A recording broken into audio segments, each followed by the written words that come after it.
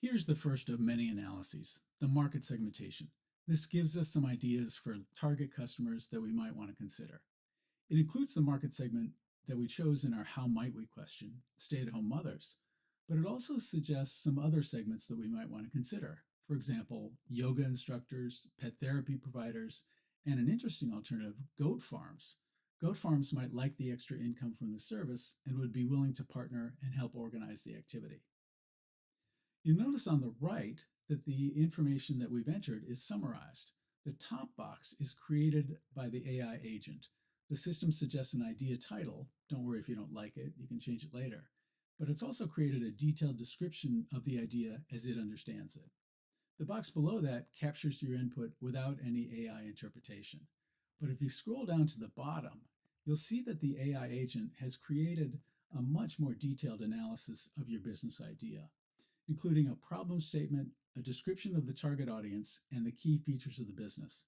These key features are what you might use in your marketing, but they also help you understand what your business will need to produce and deliver for it to succeed. Let's go through now all the important information that you might want to consider when choosing a target customer. First is a description of the end user, how they'll use the service, and the benefits that they'll receive. Then we should look at what the customer will need to have or do to utilize the service, followed by examples of how to fulfill that need.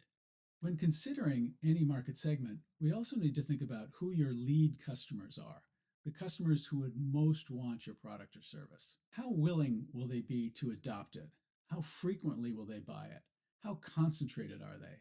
The system tells us that stay-at-home moms are concentrated in suburban areas, making them easier to reach, but pet therapy providers, the middle column, are less concentrated. Then it lists other market considerations that we may want to consider, such as lifestyle trends, business trends, or regulations. The next two rows help us decide how big these segments are. There are millions of stay-at-home moms and hundreds of thousands of yoga practitioners, but only a few thousand goat farms at most. You'll have to balance that with what the long-term value of each customer will be. A goat farm partnership could make a lot of money from each goat farm you sign up, but there aren't many of them. Compare that to the money you would make from each stay-at-home mother multiplied by how many there are. Stay-at-home mothers are a much larger market. We should also think about how competitive the market will be and what else our customer would need to have for this business to work. The last category is the partnerships that we'll want to form when we launch this service. These will help us both reach our customer and deliver our service. Once we've thought about all these factors, it's time to choose which segment to focus on. Maybe all this analysis had made you think of another segment not listed that you might want to consider. In that case, click No, type in your segment, and it will regenerate the market segmentation. But I like suburban stay-at-home mothers, so I'm going to choose that segment, hit save, and move to the next analysis.